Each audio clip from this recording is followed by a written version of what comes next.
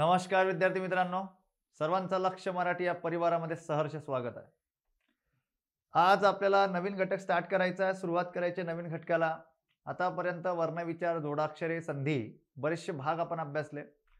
जो परीक्षेच्या दृष्टिकोनातून एमपीएससी या दृष्टिकोनातून खूप महत्त्वाचा घटक आहे, त्याचा अभ्यास आपल्याला सुरुवात करायची आहे, ज्याला मी परीक्षेचा पाया मानतो। आतापर्यंत वर्णविचार हा घटक आपण अभ्यासला, तर वर्णविचार मी व्याकरणाचा पाया म्हटलो, त्यावरती प्रश्न विचारले जातात का सर? तर यस, त्यावरतीही प्रश्न विचारले जातात।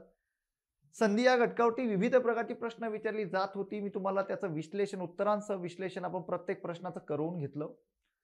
तर आज आपल्याला महत्त्वाचा घटक स्टार्ट करायचा आहे, परीक्षेचा पाया म्हणून याची ओळख आहे, लक्षात ठेवा, शब्दांच्या जाती। तर आज तुम्हाला मी शब्दांच्या जातींची फक्त ओळख करून देणार आहे आणि हळू एक एक शब्दांची जात घेऊन संपूर्ण शब्दांच्या जाती आपल्याला इत्थंभूत आणि विश्लेषित पद्धतीने अभ्यासायच्या आहेत।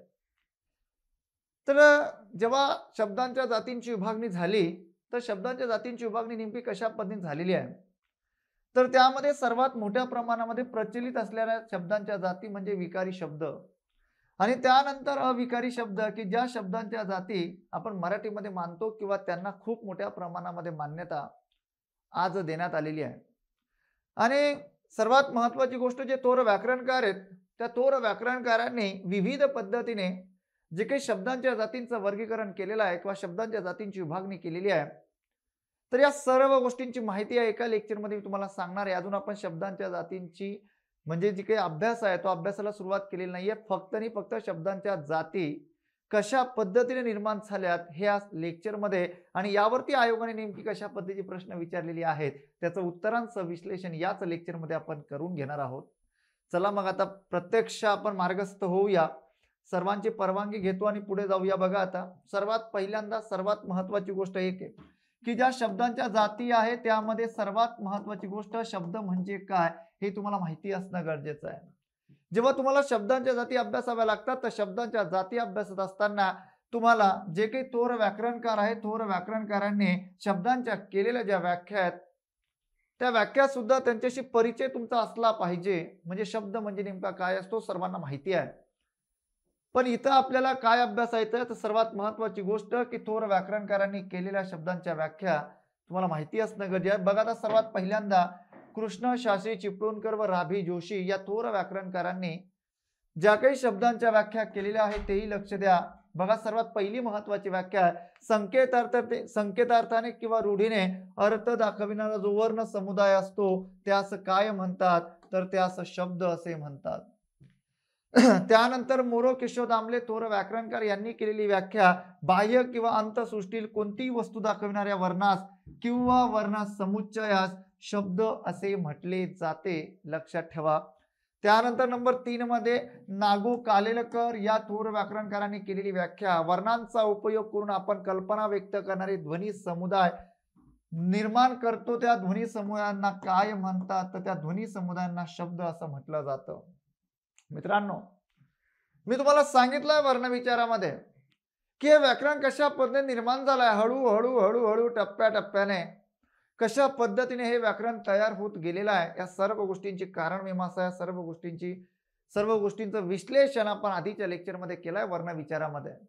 आता या लेक्चरमध्ये बघा, आता प्राध्यापक सौ लद्दू या थोर व्याकरणकार यांनी केलेली व्याख्या, कमीत कमी वर्णांनी युक्त अर्थपूर्ण महत्वाचा असतो अशा वर्णांचा समुच्चय म्हणजे प्रकृती व प्रकृतीने युक्त पण प्रत्यय विरहित वाक्यांगभूत होऊ शकणारा वर्ण समुच्चय म्हणजे काय, शब्द। या सर्व गोष्टीतून तुम्हाला व्याख्या लक्षात राहतील नाही राहतील, पण मित्रांनो 2-3 वेळेस या व्याख्या बघा, या 2-3 वेळेस या व्याख्या अभ्यासा, कारण की आता सध्या परीक्षा पद्धती खूप मोठ्या प्रमाणामध्ये बदलते आहे।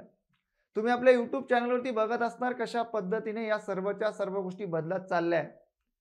त्या अनुषंगाने आपल्याला बदलणं गरजेचं आहे, काळानुरूप आपण बदललं पाहिजे। जसं स्पर्धा परीक्षा बदलत्या त्या पद्धतीने आपण बदललं पाहिजे मित्रांनो, नाहीतर आपलं अवघड आहे, समजलं का?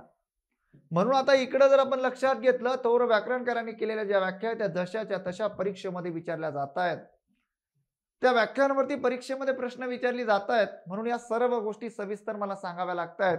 चला जाऊया पुढे. बघा आता डॉक्टर लीला गोविलकर यांनी शब्दांविषयी मांडलेले जे काही आपले विचार आहेत ते विचार सुद्धा ऐका. जो एक ध्वनी किंवा ध्वनी समूह असायला पाहिजे, म्हणजे तो ध्वनी किंवा ध्वनी समूह असायला पाहिजे. नंबर 2 मध्ये त्यांनी सांगितलेलं त्याला रूढीने किंवा संकेताने कोणता तरी अर्थ प्राप्त होणं महत्वाचं असतं, असं मत डॉक्टर लीला गोविलकर या थोर व्याकरणकारांनी मांडलेलं आहे. त्यानंतर नंबर 3 मध्ये त्याला स्वतंत्रपणे उपयोग असला पाहिजे. ह्या तिन्ही गोष्टी लक्षात ठेवा. तुम्हाला यावरती स्टेटमेंट विचारली जाऊ शकतात की स्टेटमेंट कोणत्या थोर व्याकरणकारांनी मांडलेली आहेत किंवा ही व्याख्या कोणत्या थोर व्याकरणकारांनी केलेली आहे. मित्रांनो, या सर्वच्या सर्व ज्या गोष्टी आहेत तर या सर्वच्या गोष्टी सांगण्यामागचं कारण काय, आतापर्यंत राज्यसेवा मुख्याला विचारलेली प्रश्न असतील, संयुक्त गट ब क ला विचारलेली प्रश्न असतील, या सर्व पेपर समोर, ही सर्वच्या सर्व पेपर समोर ठेवून हे सर्व विश्लेषण मला इथं करून द्यावं लागतंय. बघा आता पुढे सर्वात महत्वाची गोष्ट, शब्दांच्या जातींच्या बाबतीत काही महत्वाचं.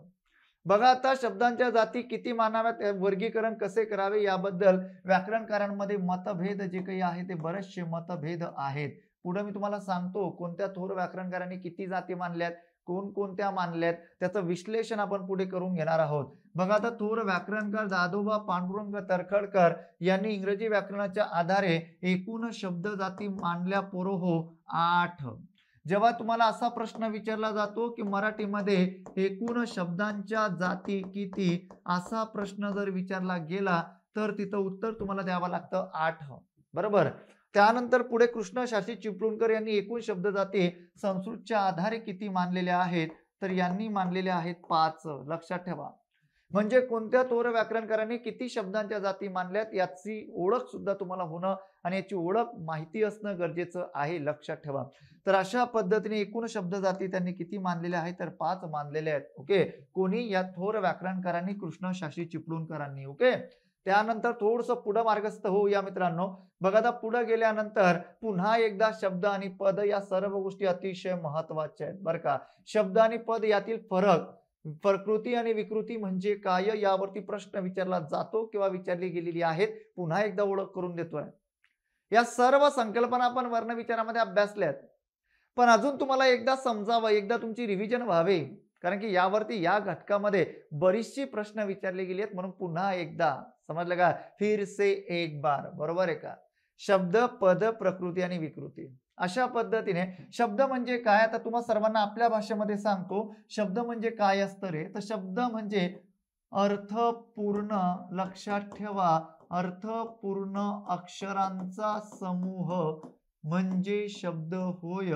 अशा पद्धतीने आपल्याला माहिती असणं गरजेचं आहे की शब्द म्हणजे काय असतो, तर शब्द म्हणजे अर्थपूर्ण अक्षरांचा समूह म्हणजे शब्द होय. आणि एक शब्द तयार झाल्यानंतर, जसं आता इकडं बघा, ब अधिक द अधिक क, बरोबर आहे. ब अधिक द, एकच मिनिट, ब अधिक द अधिक क, हे तिन्हीच्या तिन्ही अक्षर आल्यानंतर या तिघांचं जर आपण एकत्रीकरण केलं तर हा तयार होतो शब्द. पहिला शब्द झाला तो म्हणजे काय, बदक. त्यानंतर दुसरा शब्द लक्षात घ्या रे, पाण्यात. एकच मिनिट. दुसरा शब्द जो काही आहे तोही लक्षात घ्या. आपल्याला या सर्व गोष्टी पेपरमध्ये विचारल्या जाणार आहेत. पा अधिक न्या अधिक त. ओके. हा दुसरा शब्द झाला रे, पाण्यात. समजलं का. हेच उदाहरण मी पहिल्या लेक्चरला सुद्धा तुम्हाला दिलेलं होतं, तेच उदाहरण पुन्हा रिपीट करतोय. याच्या मागचं कारण काय आहे, कारण की तुम्हाला या सर्व गोष्टी जर समजल्या तर या सर्व गोष्टी समजल्यानंतर मी शांतपणे कन्सेप्ट पुन्हा क्लिअर करून देतोय. तर 3 नंबरला बघा आता, पो अधिक हो अधिक तो, बरोबर. अशा पद्धतीने तिघ अक्षर एकत्र आलेली आहे आणि शब्द तयार झालेला आहे, पोहतो. म्हणजे बदक हा एक शब्द तयार झालाय, पाण्यात हा एक शब्द तयार झालाय आणि पोहतो हा एक शब्द तयार झालाय. आता मित्रांनो, ही झाली शब्दाची संकल्पना. थोडं पुढे या. पद म्हणजे काय असतं, पद कशाला म्हणतात, तर सर्वात महत्वाची गोष्ट एकच असते. पद म्हणजे काय, वाक्यात वापरलेला अर्थपूर्ण शब्द समूह. लक्षात ठेवा. म्हणजे जेव्हा या शब्दांचा वाक्यामध्ये वापर केला जाणार तेव्हा ती रचना जी काही निर्माण होते तर ती कसली असते, तर ती रचना असते पदाची. Okay done. बघा आता कशा पद्धतीने रे मित्रांनो, तर बघा आता आता जे काही मी तुम्हाला शब्द तयार करून दिलेले आहेत, एक मिनिट, जे काही शब्द मी तुम्हाला तयार करून दिलेले आहेत तेच शब्द आपण आता काय करणार आहे, वाक्यात वापरणार आहे. म्हणजे सर्वात पहिला शब्द आहे बदक, हा एक शब्द झाला. अधिक दुसरा शब्द आहे पाण्यात, हा दुसरा शब्द झाला. आणि तिसरा शब्द आहे पोहतो, हा तिसरा शब्द झाला. म्हणजे याचं वाक्य तयार झाल्यानंतर बदक पाण्यात पोहतो हे वाक्य तयार झालं. शेवटी पूर्णविराम आला. आता यांना या वाक्यामध्ये वापरलेली ही शब्द राहिली नाहीत आता, तर या वाक्यामध्ये वापरलेली शब्द नसून ती काय तयार झाली रे, तर ती पद तयार झाली. पहिल्या प्रकार म्हणजे पहिल्या लेक्चरला ह्या सविस्तर गोष्टी मी तुम्हाला सांगितल्या आहे, पण पुन्हा एकदा उजळणी देतोय, पुन्हा एकदा या संकल्पना आपण क्लिअर करून घेतोय. का? कारण की या घटकावरती आयोगाने प्रश्न विचारलाय. मग आता इकडे कन्फ्युजन नको ना, म्हणून मी एक पेजच त्यामध्ये ऍड केला आजच्या लेक्चरमध्ये, स्लाइड मध्ये. ओके, मग आता प्रकृती म्हणजे काय रे, जो दिलेला शब्द असतो ना, दिलेल्या शब्दाचे मूळ रूप, अशा पद्धतीने याचा एक अर्थ प्रकट होतो. किंवा दुसरी महत्वाची गोष्ट, दिलेल्या शब्दाचे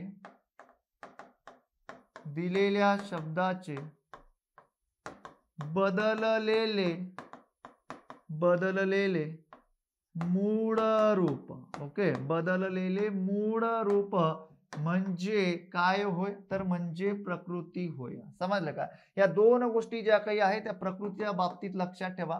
मी तर नेहमी विद्यार्थ्यांना सांगत असतो की प्रकृती म्हणजे काय असतं मित्रांनो, जो शब्द असतो त्या शब्दाचं मूळ रूप असते.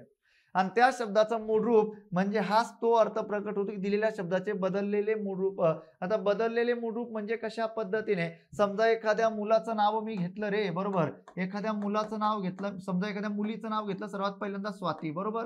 आता हेच म्हणजे अशा पद्धतीने हे काय झालं, स्त्रीलिंगी झालं ना, बरोबर आहे. त्याच्यानंतर दुसरी महत्वाची गोष्ट, जर मी आता स्वातीच्या ऐवजी एखाद्या मुलाचं नाव घेतलं, बरोबर आहे, आता जर एखाद्या मुलाचं नाव घेतलं, समजा मी सौरभ अशा पद्धतीने मुलाचं नाव घेतलं, तर हा झाला पुल्लिंगी. म्हणजे अशा पद्धतीने मला सांगायचं आहे की दिलेल्या शब्दाचं मूळ रूप म्हणजे प्रकृती. आता स्वाती आणि सौरभ हे मूळ रूपात आहे ना.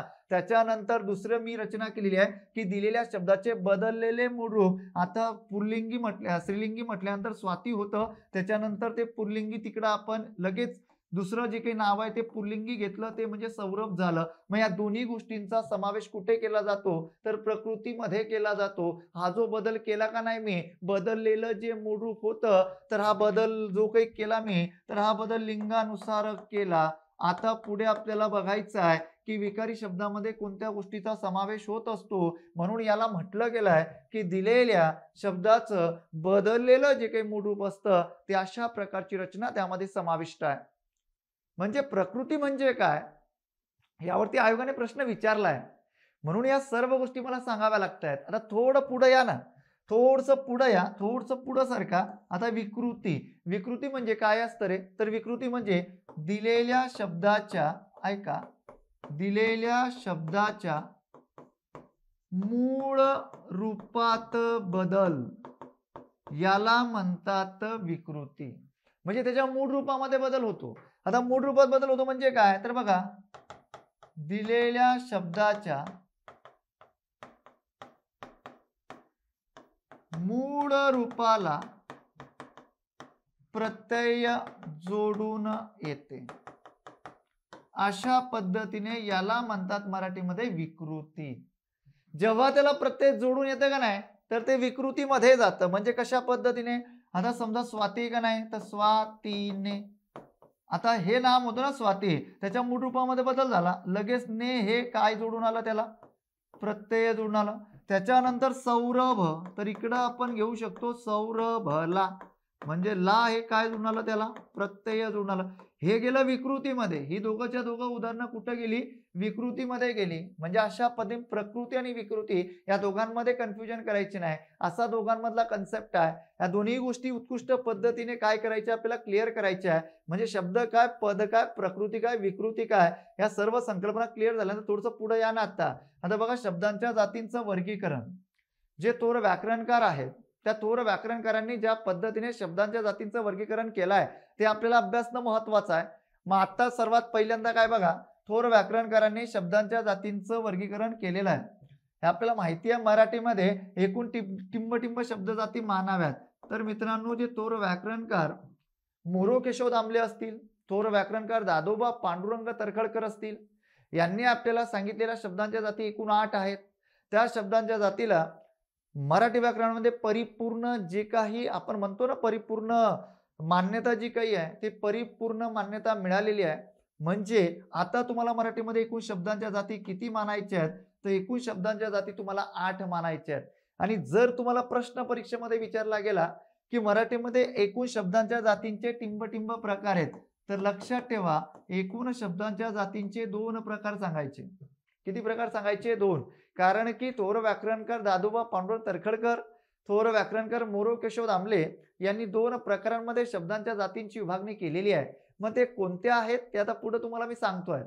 प्रत्येक गोष्ट एकदम टप्प्याटप्प्याने बघा ना, किती सुंदर पद्धतीने. आज आपल्याला तर खूपच नवीन शिकायला भेटणार आहे.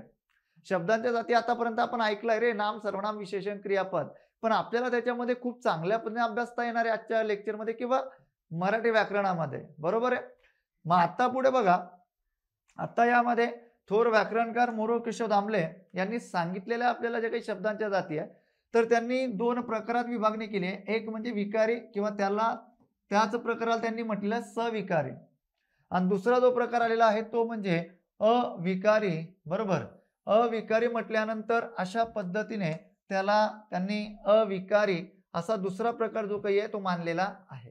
मग आता यामध्ये सर्वात महत्वाची गोष्ट जर आपण लक्षात घेतलं की विकारी किंवा सविकारी, आता विकारी म्हटल्यानंतर कोणकोणत्या शब्दांचा ते समावेश केला त्यांनी इथे?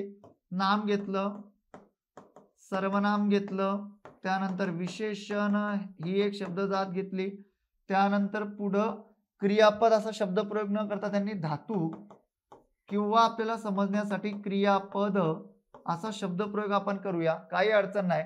त्यानंतर अविकारीमध्ये सर्वांना माहिती आहे क्रिया, विशेषण, अव्यय ही पहिली शब्दजात कसली? अविकारी शब्दजातीची. त्यानंतर दुसरी जी काही शब्दजात आहे ती म्हणजे उभयान्वयी अव्यय.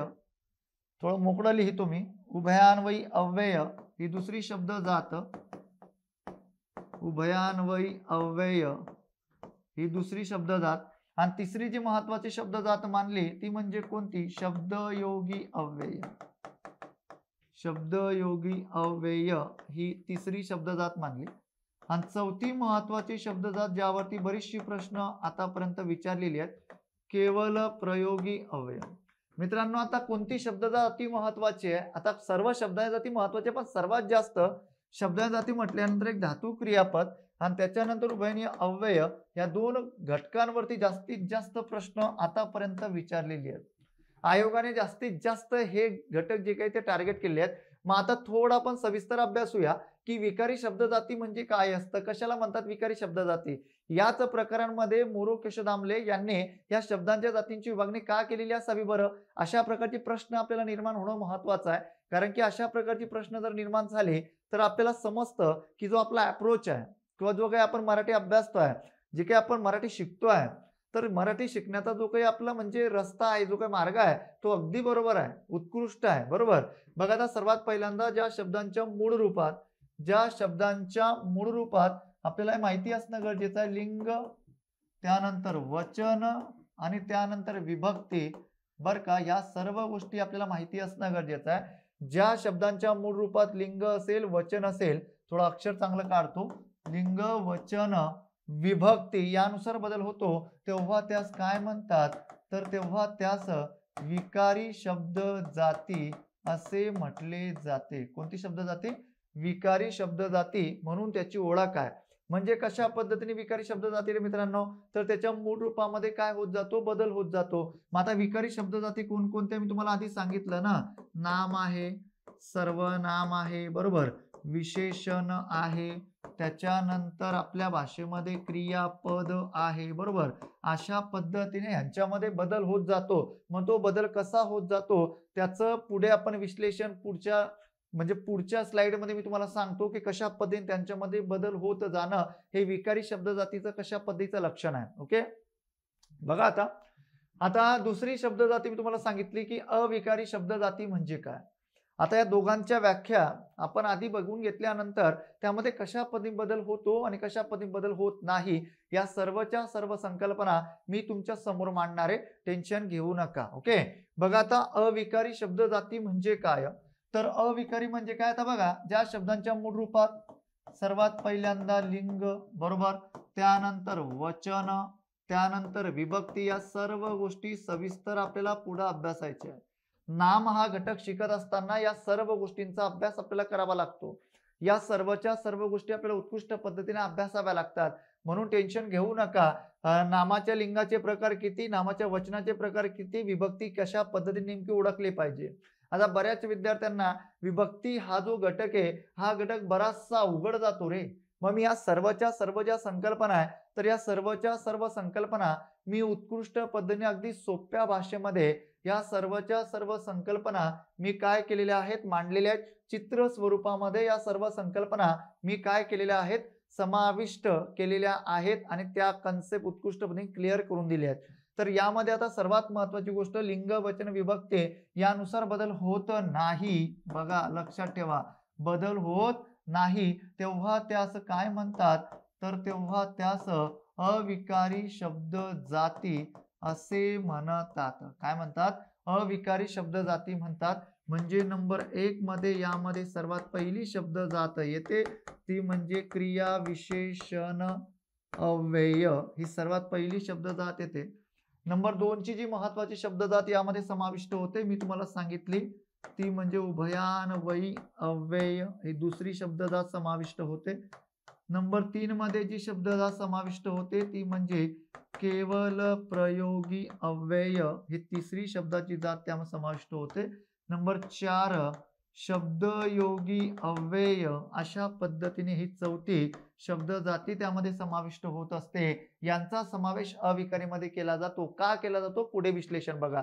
आता बघा यामध्ये सर्वात पहिली महत्वाची गोष्ट आहे की विकारी शब्दांच्या जातीत पुढील प्रमाणे बदल होत जातात. मी स्वतंत्र पद्धतीने एक तक्ताच बनवलाय की कशा पद्धतीने बदल होत जातात ते मला आता सांगायचं आहे की याला विकारी असंच का म्हटलं जातं किंवा याच्यामध्ये बदल होत जाणं हे त्याचं एक मुख्य लक्षण आहे. मग मुख्य लक्षण कशा पद्धतीने आपल्याला समजलं पाहिजे, तर सर्वात पहिली महत्वाची गोष्ट आहे की नाम, सर्वनाम, विशेषण आणि क्रियापद या 4 शब्द जाती यामध्ये समाविष्ट होतात. बघा मित्रांनो, आता मी एक नामाचं उदाहरण घेतो. आता नामाचं उदाहरण घेतलंय मी मुलगा बरोबर. मी एक सर्वनामाचं उदाहरण घेतो तो. आता मुलगा म्हटल्यानंतर हे एक नाम आहे, त्यानंतर हे एक सर्वनाम आहे तो. त्याच्यानंतर मी आता एक उदाहरण घेतो विशेषणाचं चांगला बरोबर. हे काय आहे, तर हे विशेषण आहे. नंबर 4 मध्ये गातो, हे काय झालं, तर हे क्रियापद झालं. म्हणजे अशा पद्धतीने मुलगा तो चांगला गातो, अशा पद्धतीने हे झाले पुल्लिंगी बरोबर आहे. आता सर्वांचा विचार केल्यानंतर ते एक नाम आहे, सर्वनाम आहे, विशेषण आणि क्रियापद आहे आणि ते सर्वच्या सर्व काय आहे, पुल्लिंगी आहे. आता याच्यामध्ये बदल होत जातो. मी तुम्हाला सांगितलं की बदल होत जाणं म्हणजे मी तुम्हाला सांगितलं ना की कशा पद्धतीने बदल होत जातो. आता हा जो बदल झालाय का नाही, पुल्लिंग स्त्रीलिंग, तर हा लिंगानुसार होणारा बदल आहे ना. कशानुसार आहे, तर नामाच्या लिंगानुसार होणारा बदल आहे. त्याच्यानंतर पुढे आहे वचनानुसार होणारा बदल बरोबर, वचनानुसार. आणि त्यानंतर नंबर 3 मध्ये विभक्तीनुसार. म्हणजे या तिघांनुसार ज्या शब्दांच्या मूळ रूपामध्ये बदल होत जातो त्याला विकारी शब्द जाती म्हणतात ना. मग आता कशा पद्धतीने, मुलगा हे झालं काय झालं, पुल्लिंग बरोबर. इकडं येत असताना मुलगी हा काय झाला, स्त्रीलिंग. म्हणजे लगेच त्याच्यामध्ये काय झाला, बदल झाला. त्याच्यानंतर आता मुलगा म्हटल्यानंतर एक वचनी होतं, इकडं आल्यानंतर मुले बरोबर आहे किंवा मुलगे, अशा पद्धतीने त्याचं जे बनलं तर ते बनलं अनेक वचन. म्हणजे अशा पद्धतीने सुटसुटीत पद्धतीने कशा पद्धतीने बदल होत जाणं हे विकारी शब्दाचं कसं लक्षण आहे, ह्या सर्व गोष्टी आपल्याला इकडे निदर्शनास येत आहेत बरोबर आहे का नाही. म्हणजे इकडं नाम म्हटल्यानंतर कशा पद्धतीने बदल होत जातो आहे तुमच्या समोर मी मांडतोय. आता विभक्तीनुसार म्हणजे काय, आता विभक्ती काही जणांनी ऐकलं असेल रे, काही जणांनी ऐकलं नसेल. आता विभक्ती म्हटल्यानंतर विभक्तीचे एकूण 8 प्रकार आहेत ना. एकूण किती प्रकार आहेत, एकूण 8 प्रकार आहेत. किती विभक्ती आहेत, 6 विभक्ती आहेत बरोबर. तर कोणकोणत्या, प्रथमा, द्वितीय, तृतीय, चतुर्थी, पंचमी, षष्ठी, सप्तमी आणि संबोधन. काही जणांनी ऐकलं असेल, काही जणांनी अभ्यासलं असेल बरोबर. पण तुमच्या माहितीसाठी सांगतो, जेव्हा तुम्हाला परीक्षेमध्ये प्रश्न विचारला जातो तेव्हा परीक्षेमध्ये प्रश्न विचारला जात असताना या सर्व प्रकारांमध्ये प्रत्यय आलेली असतात. ती कशा पद्धतीची, म्हणजे प्रथम विभक्तीला प्रत्यय येत नाही. आता बऱ्याच जणांनी अभ्यासलं असेल, तुमच्यासाठी काही नवीन नाही आहे, कारण की तुम्ही स्पर्धा परीक्षेचा अभ्यास करीत असताना या सर्व गोष्टी तुम्हाला अभ्यास करणं महत्वाचं असतं. म्हणजे समजा आता मी एखादं नाम जर, म्हणजे द्वितीय विभक्ती म्हटलं सलाते सलाना, अशा प्रकारची प्रत्यय आहे. तृतीय विभक्ती म्हटल्यानंतर ने शी निशी ही ही एखाद्या नामाला जुडलेली असतात रे. म्हणजे एखादं नाम आल्यानंतर त्यांना ही जोडली जातात आणि त्यांचं रूप बदलत असतं, म्हणून त्याला म्हटलं जातं विकृती, बरोबर ना. अशा पद्धतीने, म्हणजे कशा पद्धतीने चतुर्थी विभक्ती आलेली असते, सलाते सलाना, अशा प्रकारची प्रत्यय येतात. पंचमी विभक्तीमध्ये प्रत्यय आलेली असतात, कोणती, उन हुन. षष्टीमध्ये आलेली असतात चाची चे चे चाची, झाजी जे झे झाजी. म्हणजे अशा पद्धतीची प्रत्यय त्यामध्ये आलेली असतात. सप्तमीमध्ये आलेली असतात तैया तैया. सविस्तर आपल्याला 5 ते 6 लेक्चरमध्ये विभक्ती हे चॅप्टर शिकायचं आहे. टेन्शन घेऊ नका, सविस्तर प्रत्येक गोष्ट मी तुम्हाला सविस्तर सांगतोय. तर इकडे बघा आता, मुलगा मुलगी मुले किंवा मुलगे, जर मी अशा पद्धतीने त्याचं रूप बनवलं मुलाने, आता ने म्हटल्यानंतर हे काय झालं रे, तर ने म्हटल्यानंतर हे त्याला जुडलेलं आहे प्रत्यय. म्हणजे अशा पद्धतीने तृतीय विभक्तीचा प्रत्यय त्याला जुडलेला आहे. फक्त सांगण्याचा उद्देश एकच आहे की लिंग, वचन आणि विभक्ती यांच्यामध्ये कशा पद्धती विकारी शब्दांच्या मूळ रूपामध्ये बदल होत जातो, हे त्याचं मुख्य लक्षण आहे. त्यानंतर दुसरा महत्वाचा घटक आहे सर्वनाम. सर्वनामामध्ये तो हे सर्वनाम आहे, त्यानंतर स्त्रीलिंगी होताना ती, अशा पद्धतीने त्याचं रूप तयार होणार. म्हणजे इकडं हा पुल्लिंगी होता ना, आणि ते एक सर्वनाम होतं, लगेच त्याचं स्त्रीलिंगी काय बनलं, ती बनलं ना. त्याच्यानंतर अनेक वचन काय बनेल. आता जर आपण लक्षात घेतलं तर त्याचं अनेक वचन काय बनेल यांचं. जर आपण त्याचं अनेक वचन बनवलं तर त्या, म्हणजे ते त्या ती, बरोबर ना. म्हणजे त्या म्हणा किंवा ती, त्या म्हणा किंवा ते म्हणा, बरोबर आहे. ते इकडं मुले, ओके. आता ती म्हटल्यानंतर त्या मुली असं म्हणतो ना आपण. म्हणजे इकडं म्हटल्यानंतर आपण मुलगा म्हटल्यानंतर एकवचनी होता, मुलगी अनेक वचने, म्हणजे पुल्लिंगी झालं इकडं, इकडं स्त्रीलिंगी मुलगी झालं, आणि मुले किंवा मुलगे अनेक वचनी, बरोबर. आता इकडे येत असताना सर्वनाम तो ती, बरोबर ना, आणि त्या मुली म्हणतो ना आपण, बरोबर आहे. म्हणजे अशा पद्धतीने आपल्याला इकडे समजतंय आता की कशा पद्धतीचं अनेक वचन होत आहे. आणि त्यानंतर विभक्ती, आता त्यांना अशा पद्धतीने त्याला विभक्तीचं जे प्रत्यय आहे ते प्रत्यय त्याला जोडून येत असतं. म्हणजे अशा पद्धतीने त्याचं रूप जे काही आहे ते बदलतं. आता बघा इकडे लक्ष द्या, विशेषण जे काही चांगला, आता चांगला विशेषण झाल्यानंतर इकडं चांगली हे झालं त्याचं स्त्रीलिंगी. त्यानंतर इकडे जर आपण अनेक वचन घेतलं चांगले, आणि त्यानंतर इकडे जर आपण त्याला विभक्तीचं प्रत्यय जोडलं तर अशा पद्धतीने चांगल्यांना, अशा पद्धतीने त्याच्यामध्ये बदल होत जातो. जेव्हा चांगल्यांना अशा पद्धतीने बदल होत जाणार आहे, तेव्हा त्याच्या मूळ रूपामध्ये काय होतो, तर बदल होतो. तर ते काय ना राहत नाही, तर ते विशेषण राहत नाही, तर ते नामाचं कार्य करीत असतं मित्रांनो. म्हणजे अशा पद्धतीने फक्त आपला कन्सेप्ट एकच आहे की बदल होत जाणं हे विकारी शब्दांच्या जातींचं मूळ लक्षण आहे. बघा आता क्रियापदामध्ये कशा पद्धतीने बदल होत जातो. आता गातो हे क्रियापद आलं, त्यानंतर त्याचं स्त्रीलिंगी झालं गाते, त्याचं अनेक वचन झालं गातात, बरोबर. त्यानंतर त्याला विभक्तीचं प्रत्यय सुद्धा जुळतं गाण्याने, बरोबर. म्हणजे अशा पद्धतीने आपण यांचा वापर करू शकतो. बघा आता, मुलगा तो चांगला गातो हे परिपूर्ण पुल्लिंगी झालं. त्यानंतर इकडं आल्यानंतर मुलगी ती चांगली गाते हे परिपूर्ण उदाहरण स्त्रीलिंगी झालं, बरोबर. त्यानंतर मुले किंवा मुलगे त्या चांगले गातात किंवा चांगल्या गातात, समजलं का. म्हणजे चांगले म्हणा किंवा चांगल्या म्हणा, काही अडचण नाही. चांगले म्हटल्यानंतर मुलांसाठी आलाय, चांगल्या म्हटल्यानंतर मुलींसाठी आलाय, बरोबर. म्हणजे त्या मुली चांगल्या गातात, म्हणजे इकडं त्या म्हटल्यानंतर ते सर्वनाम कुणाचा आपल्याला बोध करून देते आहे, कोणता अर्थ आपल्याला प्रकट करून देते आहे, तर ते अनेक वचनाचा अर्थ आपल्याला प्रकट करून देत आहे. म्हणजे अशा पद्धतीने बघा इकडं म्हटल्यानंतर मुलगी ती चांगली गाते, आता इकडं मी म्हणेल की त्या मुली चांगल्या गातात. म्हणजे अशा पद्धतीने सर्वनामामध्ये सुद्धा अनेक वचन आलेलं आहे. म्हणजे असा हा बदल होत जाणं हे त्याचं प्रमुख लक्षण आहे. त्यानंतर पुढे आहे बघा आता विभक्तीनुसार मुलाने, त्यांना, बरोबर, चांगल्यांना, गाण्याने, म्हणजे त्याच्यामध्ये काय होत गेलेलं आहे, बदल होत गेलेला आहे. अशा पद्धतीने विकारी शब्दांमध्ये बदल होत जाणं हे त्याचं प्रमुख लक्षण कशा पद्धतीचं आहे, या सर्व सविस्तर बाबी मी तुमच्या समोर मांडल्या. आता यानंतर अविकारी शब्दांच्या मूळ रूपामध्ये बदल होत नाही, तो कशा पद्धतीने बदल होत नाही हे इकडे बघा. म्हणजे अविकारी शब्दांच्या जातीत पुढील प्रमाणे बदल होत नाही होत बदल. आता बघा, क्रियाविशेषण अव्यय म्हटल्यानंतर जर आता आपण क्रियाविशेषण अव्यय म्हटल्यानंतर यामध्ये त्याचा जो काही समावेश आहे तर त्याचा समावेश येत नाही, बरोबर आहे. म्हणजे आता इकडं पुल्लिंगी म्हटल्यानंतर जर मी असं म्हटलो तो आज, बरोबर, अशा पद्धतीने जर मी त्याची मांडणी केली, तो म्हटल्यानंतर पुल्लिंगी आलाय, आज म्हटल्यानंतर एक क्रियाविशेषण अव्यय आलाय, बरोबर. जर आता इकडे मी असं म्हटलं ती आज, बरोबर, ती आज, आता मी इकडे याचं लिंग बदलवलं तरी त्याच्यामध्ये बदल होत नाहीये, बरोबर. त्याच्यानंतर मी आता अनेक वचन केलं त्या सर्वनामाचं, ते आज, तरी बदल होत नाहीये. म्हणजे बदल न होणं हे त्याचं मुख्य लक्षण आहे, समजलं का. त्याच्यानंतर इकडे विभक्तीनुसारही बदल होत नाही. म्हणजे जर मी आता सर्वनामाला विभक्ती जोडली रे, बरोबर, त्यांनी आज, अशा पद्धतीने मी काय केलं की बदल करत गेलो, पण ह्याच्यामध्ये बदल झालेला नाही. हे अविकारी शब्द जातीचं प्रमुख लक्षण आहे. त्याच्यामध्ये बदल होत नाही किंवा बदल होत जात नाही, अशा पद्धतीने अविकारी शब्द जातीचं हे प्रमुख लक्षण आहे, बरोबर.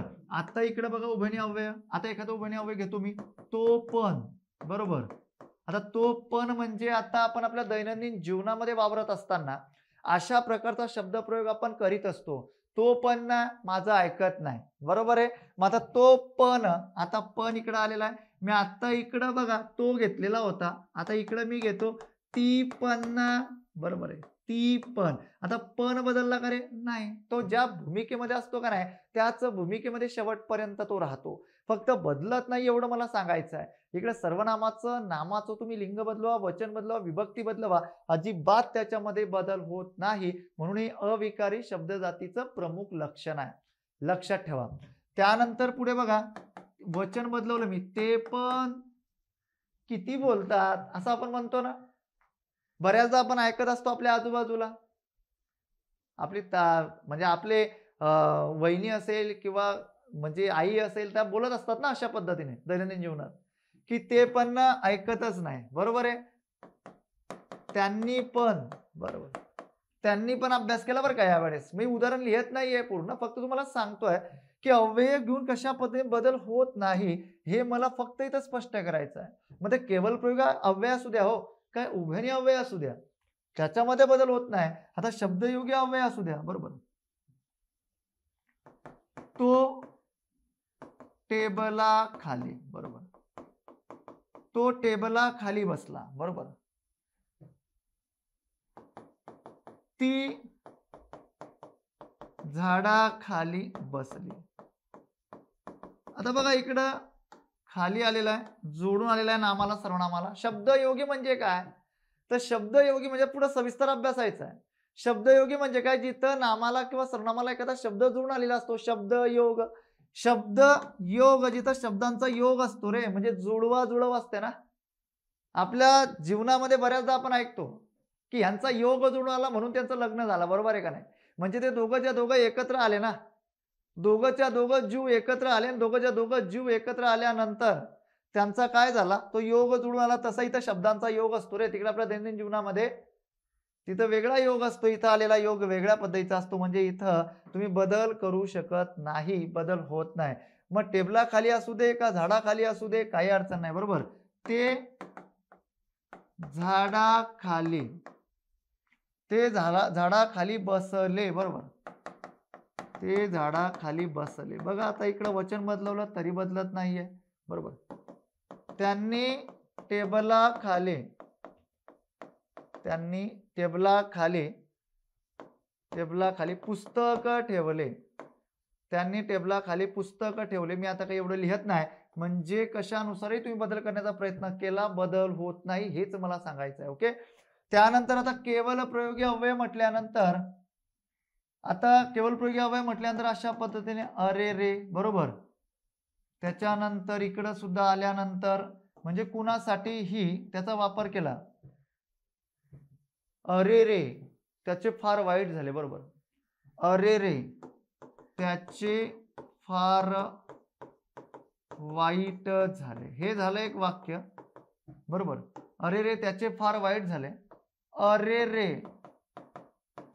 तिचे फार वाईट झाले. म्हणजे अशा पद्धतीने मी आता त्याच्यासाठी वापरलाय, इकडं तिच्यासाठी वापर केलाय. इकडं अरे रे अनेकांसाठी वापरत होता, त्यांचे फार वाईट झाले. बापरे त्यांनी खूप वाईट कृत्य केले, बरोबर आहे का नाही. म्हणजे अशा पद्धतीने विभक्तीचं प्रत्यय जोडूनही मी त्याच्यामध्ये बदल करू शकत नाही. म्हणजे सांगण्याचा उद्देश माझा एकच होता, विकारीमध्ये आणि अविकारीमध्ये दोघांमध्ये फरक मला एवढाच सांगायचा होता की तिकडे बदल होत जाणं हे त्याचं प्रमुख लक्षण आहे, इकडे बदल न होणं हे याचं प्रमुख लक्षण आहे. समजलं का. बापरे त्यांनी वाईट काम केले, बापरे त्यांनी वाईट काम केले, चोरी केली त्यांनी, ते वाईट काम केलं, बरोबर आहे का नाही. म्हणजे अशा पद्धतीने बदल होणार नाही, हे विस्तृत पद्धतीने इथं मी मांडलं. आता बघा थोडं पुढे जाऊया. मपा सबनीस, थोर व्याकरणकार मपा सबनीस यांनी आपल्या मराठी वर्णमालेमध्ये 2 विशेष संयुक्त व्यंजने दिलेली आहेत. यांच्या शिफारसीने ती 2 संयुक्त व्यंजने आपण वापरतोय. ते 2 संयुक्त व्यंजने कोणती, विशेष संयुक्त व्यंजने श क्षत्रियाचा ज्ञानाचा, मी तुम्हाला मागेही सांगितलेलं आहे. यांनी शिफारस केल्याप्रमाणे मराठीमध्ये 2 वर्णमालेमध्ये 2 संयुक्त व्यंजने, विशेष संयुक्त व्यंजने, आपण त्यांना आमंत्रित पाहुणे म्हणतो, प्रमुख पाहुणे म्हणतो, तर यांनी ती दिलेली आहेत. पूर्णार्थामध्ये कोणकोणत्या शब्दांच्या जातींचा समावेश होतो, तर पूर्णार्थामध्ये एकच शब्दांची जात येते. त्यांनी 4 भागांमध्ये शब्द जातीची विभागणी केलेली आहे. एक म्हणजे पूर्णार्थ, अर्धार्थ, ईषदार्थ आणि निरर्थक. ओके, या 4 शब्द जातींमध्ये त्यांनी समावेश केलेला आहे. आता बघा अर्धार्थामध्ये काय काय सांगितलं त्यांनी, सर्वनाम सांगितलेलं आहे, त्याच्यानंतर उभयान्वयी अव्यय, उभयान्वयी आणि केवल प्रयोगी, अशा या 3 शब्द जातींचा समावेश त्यांनी अर्धार्थामध्ये केलेला आहे. सर या परीक्षेमध्ये विचारलं जाऊ शकतं का, तर यस विचारलं जाऊ शकतं. जर विचारलं गेलं तर लक्षात ठेवा. ईषद अर्थामध्ये त्यांनी काय सांगितलेलं आहे, तर ईषद अर्थामध्ये धातू आणि उपसर्ग अशा 2 शब्दांच्या जाती सांगितल्या आहेत. त्यानंतर निरर्थक हा 4था प्रकार त्यांनी मांडलाय. निरर्थक मध्ये काय सांगितलं आहे त्यांनी, तर निरर्थक मध्ये त्यांनी सांगितलेलं आहे शब्दयोगी अव्यय आणि त्यानंतर शब्दयोगी अव्यय आणि कालार्थक आणि कालार्थक प्रत्यय असं एक त्यांनी शब्दजात मांडली आहे. कालार्थक प्रत्यय अशा पद्धतीची एक शब्दजात मांडली आहे. आणि त्यानंतर शेवटची शब्दजात त्यांनी मांडलेली आहे साधित प्रत्यय. या शब्दजातींचा समावेश त्यांनी यामध्ये केलेला आहे निरर्थक मध्ये. अशा 4 प्रकारामध्ये कोणी शब्दजाती मानलेल्या आहेत, तर मपा सबनीस या थोर व्याकरणकारांनी या 4 प्रकारामध्ये शब्दजाती मानून कोणकोणत्या प्रकारामध्ये कोणकोणती शब्दजात मानली आहे हे त्याचं विश्लेषण मी तुमच्या समोर मांडलंय. त्यानंतर आता दादोबा पांडुरंग तर्खडकर यांनी सविभक्तिक आणि अविभक्तिक अशा पद्धतीच्या शब्दजाती मानल्यात आणि मोरो केशव दामले यांनी विकारी अविकारी अशा शब्दजाती मानल्यात. त्यांनी विकारीला सविकारी किंवा सव्यय असंही म्हटलंय आणि अविकारीला त्यांनी अव्यय असं सुद्धा म्हटलेलं आहे, कोणी, मोरो केशव दामले यांनी. आणि इकडं दादोबा पांडुरंग तर्खडकर यांनी सविभक्तिक अविभक्तिक असं मांडलेलं आहे. आता तुम्हाला एक सांगतो की अशा प्रकारची शब्द, अशा प्रकारचे प्रश्न तुम्हाला परीक्षेमध्ये विचारली जातात. आता बघा इकडे जर आपण लक्षात घेतलं, सविभक्तिक मध्ये सर्वात पहिल्यांदा नाम, दुसऱ्यांदा येते सर्वनाम, तिसऱ्यांदा येते विशेषण आणि चौथ्यांदा येतो धातू. यांनी सुद्धा धातूच म्हटलाय. त्यानंतर इकडं अविभक्तिक मध्ये क्रिया, विशेषण, अव्यय. आता या सर्व शब्द जाती आपल्याला सविस्तर अभ्यासायच्या मित्रांनो. त्यानंतर येतं इकडं उभयान्वयी अव्यय. ओके, उभयान्वयी अव्यय.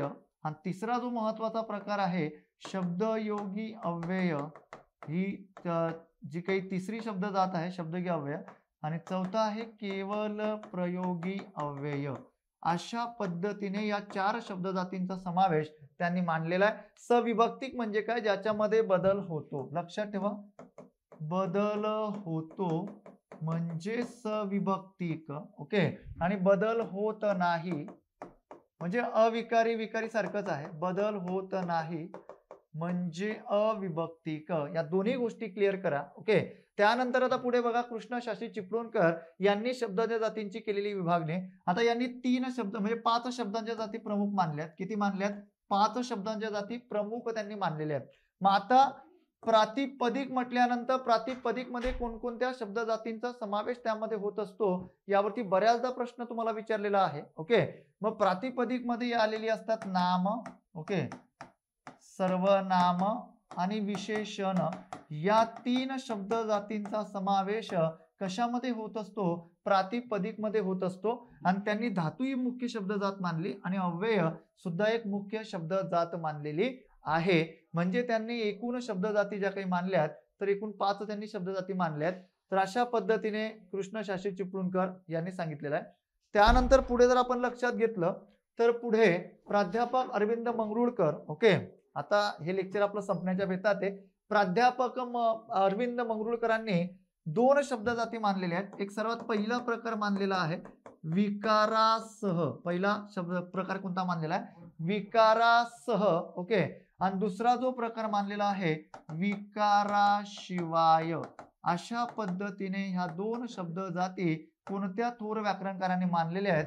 तर या थोर व्याकरणकारांनी अरविंद मंगरुळकरांनी मानलेल्या आहेत. त्यांचं असं म्हणणं होतं की विकार आणि सव्यय या ज्या दोन्ही गोष्टी आहे या दोन्ही गोष्टी तुम्ही म्हणजे दोन्ही गोष्टींनुसार नेहमी बदल होतोच असं नाहीये. ओके.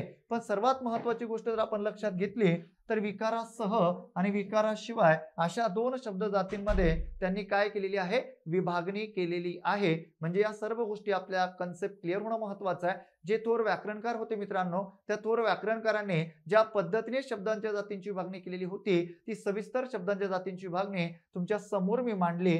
त्यानंतर आता या घटकावरती आयोगाने विचारलेली प्रश्न कशा पद्धतीचे आहे त्याचं विश्लेषण फक्त 2 ते 3 मिनिटांमध्ये आपण करून घेणार आहोत की फक्त शब्दांच्या जातींवरती कशा पद्धतीचे प्रश्न विचारलेली आहेत याचं विश्लेषण आपण करून घेतोय. बघा, शब्द जातीचे एकूण प्रमुख प्रकार किती? बघा, मी तुम्हाला आधीच सांगितलेला प्रश्न कंबाईन 2022 ला विचारलेला प्रश्न आहे. आता लेटेस्टला विचारलेला प्रश्न आहे. आता बऱ्याच विद्यार्थ्यांनी उत्तर दिलेलं 8, पण एकूण शब्दांच्या जाती मी तुम्हाला सांगितलं एकूण शब्दांच्या जाती विचारल्यानंतर उत्तर 8 द्या. बरोबर.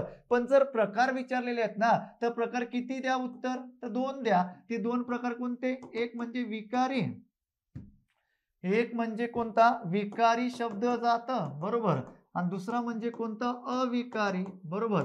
यालाच म्हटलं गेलं सव्यय, याला म्हटलं गेलं अव्यय, याला म्हटलं गेलं सविभक्तिक, याला म्हटलं गेलं अविभक्तिक. म्हणजे जे थोर व्याकरणकार आहेत मोरू केशव दामले आणि दादोबा पांडुरंग तर्खडकर यांनी ज्या पद्धतीने आपल्याला जे व्याकरण सांगितलंय त्याला परिपूर्ण मान्यता महाराष्ट्र राज्य शासनाने दिलेली आहे. म्हणजे मोरू केशव दामले यांचं व्याकरण आपण शास्त्रशुद्ध व्याकरण यांचा आपण अभ्यासतो ना. 1911चं त्यांनी मांडलेलं लिहिलेलं पुस्तक आहे. मोरू केशव दामले यांनी शास्त्रशुद्ध व्याकरण म्हणून त्यांच्या पुस्तकाचं नाव आहे, त्या पुस्तकाची ओळख आहे. ओके. म्हणून पर्याय क्रमांक 1 त्याचं उत्तर आहे. त्यानंतर प्रश्न क्रमांक 2 बघा, कोणत्या शब्द जातीत लिंग, वचन किंवा विभक्ती यामुळे बदल होत नाही? कंबाईन 2019 ला विचारलेला प्रश्न आहे. हो बघा, आता उद्या इकडे इथे क्रिया विशेषण अव्यय याच्यामध्ये बदल होत जात नाही. बरोबर. यामुळे बदल होत नाही. तर याच्यामध्ये सुद्धा बदल होत नाही. मागे पुढे करिता साठी याच्यामध्ये बदल होत नाही. म्हणजे दुसरं सुद्धा बरोबर आहे. आणि अथवा परंतु म्हणून हे उभयनिय अव्यय आहे. उभयनिय अव्यय कुणाचं काम करतं पुढे सविस्तर मी तुम्हाला सांगणार आहे. उभयनिय अव्यय कुणाचं काम करतात? 2 शब्दांना जोडण्याचं काम त्याच्यामधनं केलं जातं. बरोबर. त्यानंतर केवलप्रयोगी अवयव अरे रे, शाबास, अबब, ओहो याच्यामध्येही बदल होत नाही. मी तुम्हाला सांगितलं की सर्वच्या सर्व अविकारी शब्दांच्या जाती आहे. केवलप्रयोगी म्हणजे काय रे? तर मनातील ज्या काही भावना असतात का नाही त्या भावना अचानकपणे उत्कट होतात ना. म्हणजे रस्त्याने जात असताना अचानक आपल्याला साप दिसणं, बरोबर आहे का नाही? बाप रे केवढा मोठा साप, बरोबर आहे. आपण घाबरतो का नाही सापाला? म्हणजे अशा प्रकारची रचना तिथे आलेली असते. बरोबर.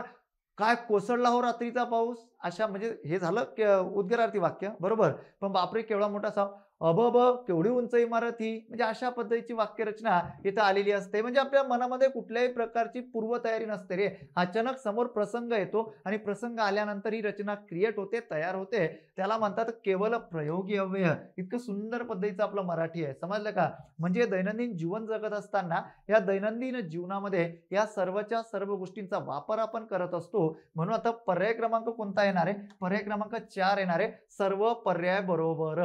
3 नंबरचा प्रश्न आहे बदल घडणे. व्याकरणातील या क्रियेला काय म्हणतात? कंबाईन 2018 ला विचारलेला प्रश्न आहे. सूड अजिबात नाही. आपल्या दैनंदिन जीवनामध्ये जायचं नाही. बदला घेणे अजिबात नाही. त्यानंतर वचपा काढणे हे पण नाही येणार. विकार हे महत्वाचं आहे. समजलं का? काही काहींना बदल घडणे, काहींना आजार अजिबात नाही. विकार म्हणजे बदल होत जाणे. व्याकरणाच्या दृष्टिकोनातून ते लक्षात ठेवायचं आहे. 4 नंबरचा प्रश्न आहे. पुढीलपैकी चुकीची वाक्ये सांगा. 2018 ला विचारलेला प्रश्न आहे. बरोबर आहे. आता बघा शब्दांच्या एकूण 8 जाती आहे. बरोबर आहे, मी तुम्हाला सांगितलं. पहिलं बरोबर आहे, आपल्याला विचारलेलं आहे चुकीचे. ओके. मग आता चुकीचं विचारलेलं आहे. शब्दांची कार्य 8 प्रकारची आहे. हेही बरोबर आहे. चुकीचं विचारलेलं आहे. आता बघा एकच शब्द निरनिराळ्या वाक्यात एकच कार्य करतो. चुकीचं आहे. साफ चुकीचं आहे. कारण की एक शब्द निरनिराळ्या वाक्यामध्ये कसं काय एकच कार्य करेल? आता नाम त्या वेगळ्या पद्धतीचं कार्य करतं, सर्वनाम वेगळ्या पद्धतीचं कार्य करतं, विशेषण वेगळ्या पद्धतीचं कार्य करतं ना, क्रियापद वेगळ्या पद्धतीचं कार्य करतं. म्हणजे तिसरा पर्याय चुकीचा आहे. जात बदलली तरी अर्थ बदलत नाही. अजिबात नाही. बदलतो. जात बदलली की अर्थ बदलतो. समजलं का? शब्द जाती विकारी अविकारी, जात बदलली की अर्थ बदलणार आहे. म्हणून क आणि ड अगदी बरोबर आहे. लक्षात ठेवा. पुढे सविस्तर आपल्याला अभ्यासायचं आहे. टेन्शन घेऊ नका. त्यानंतर शेवटचा प्रश्न आहे. योग्य पर्याय निवडा. आता योग्य पर्यायामध्ये काय कर सहाय्यक 2014 ला विचारलेला प्रश्न आहे. अगदी शेवटचा आहे. बघा मी तुम्हाला सांगितलं शब्दांच्या मूळ रूपाचे बदललेले रूप म्हणजे विकृती. बरोबर आहे. बदललेले रूप म्हणजे विकृती. प्रकृतीला प्रत्यय लागून जे रूप तयार होते त्याला प्रकृती म्हणतात. आता इथं थोडं जे काही आहे तर अशा पद्धतीने जे काही दोन्ही पर्याय आलेले आहेत की शब्दांच्या मूळ रूपाचे बदलले रूप म्हणजे प्रकृती होते, तिथं विकृती आहे. आणि प्रकृतीला प्रत्यय लागून जे रूप तयार होते त्याला प्रकृती म्हणता चुकीचं आहे. जेव्हा प्रत्यय लागते, बरोबर, प्रत्यय लागून जे रूप तयार होते तेव्हा ते विकृती असते. बरोबर. आणि मूळ रूप जेव्हा असते तेव्हा ते प्रकृती असते. बरोबर आहे का? ते काय असते? प्रकृती असते. म्हणजे ही दोन्हीच्या दोन्ही उदाहरणं काय आहे? अ व ब दोन्ही उदाहरणं काय आहे? चूक आहे. जर अशा पद्धतीने राहिलं असतं की इथं प्रकृती राहिलं असतं, बरोबर, आणि इथं विकृती राहिलं असतं तर दोन्ही उदाहरणं काय आली असती? बरोबर आली असती. अशा पद्धतीची प्रश्न होती. अशा पद्धतीचं आपलं आजचं लेक्चर होतं. अतिशय महत्वाचं शेवटचा प्रश्न आहे. नाम, सर्वनाम, विशेषण, क्रियापद हे कोणत्या प्रकारचे शब्द आहेत? तर नाम, सर्वनाम, विशेषण, क्रियापद हे बघा आता डिपार्टमेंट STI 2014 ला विचारलेला प्रश्न आहे. तर विकारी शब्द जातीची ती उदाहरणं आहेत. हे एकदम सोपा प्रश्न होता. म्हणजे शब्दांच्या जाती होती अशा प्रकारची प्रश्न विचारलेली होती. आजच्या सेशनमध्ये या सविस्तर गोष्टी तुम्हाला मी सांगितल्या. आजचं सेशन आपण थांबूया आणि परिपूर्ण जे काही आपले एक एक करून आता आपण काय करणार आहोत? अभ्यासणार आहोत. नाम, सर्वनाम, विशेषण, क्रियापद. सर्वांना धन्यवाद. जय हिंद, जय महाराष्ट्र.